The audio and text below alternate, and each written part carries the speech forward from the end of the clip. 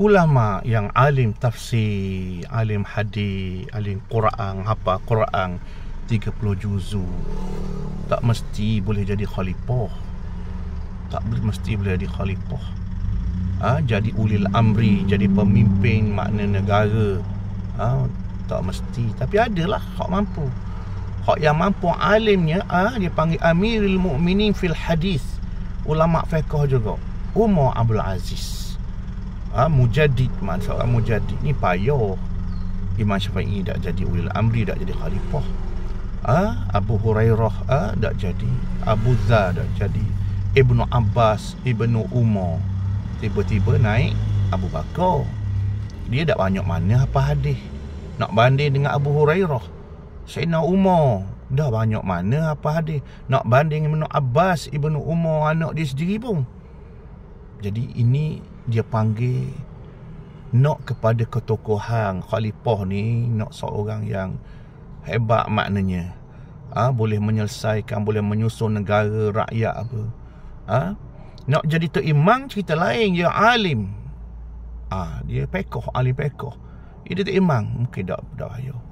Ketua parti pun kadang boleh, tak boleh. Ketua jamaah, ketua NGO, kalau boleh lah ketua parti, tak mesti boleh jadi Perdana Menteri. Ini ilmu nak kawal semua parti-parti. Ilmu duduk pemimpin parti, nak kawal parti dia je utama sekali. Nak berdepan dengan parti-parti lain. Ada pun ketua negara, nak jaga orang-orang agama yang berbagai-bagai. Nak kawal ekonomi, nak suruh naik ekonomi. Nak kawal parti-parti politik yang berpuluh parti-parti ni. Nak seragam, nak selarah duduk dalam sebuah negara. Malaysia ni kerajaan 20 parti duduk dalam. Allah nak kawal dalam parti lagi.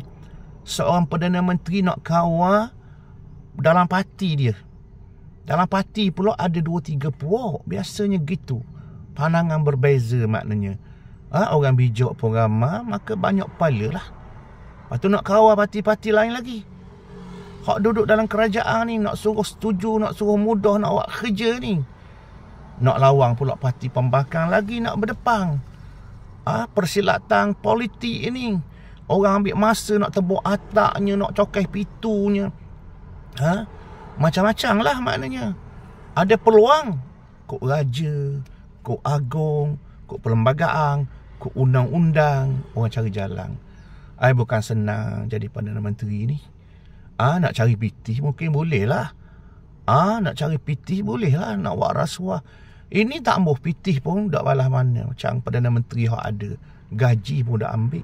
Sebelum ni pun payah tak ada ambil gaji.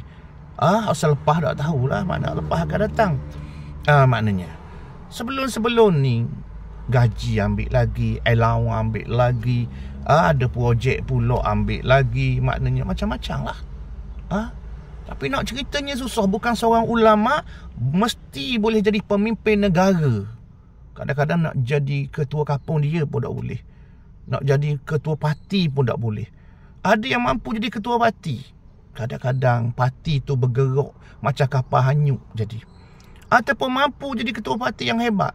Tak mesti boleh jadi pemimpin negara, khalifah, ulil amri. Tak mudah maknanya. Tak mudah nak jaga. Rakyat pula 30 juta. Perangai pula macam-macam peseng. Dalam apa dia kerangka demokrasi barat pula. Banyak makna hal lah. Adakah mesti boleh orang jadi ulama? Tak mesti. Tapi tak mesti tak boleh. Ada yang boleh. Ada yang boleh maknanya. Yang mesti yang faham ulama ni ekonomi, pendidikan, politik, menguruskan negara.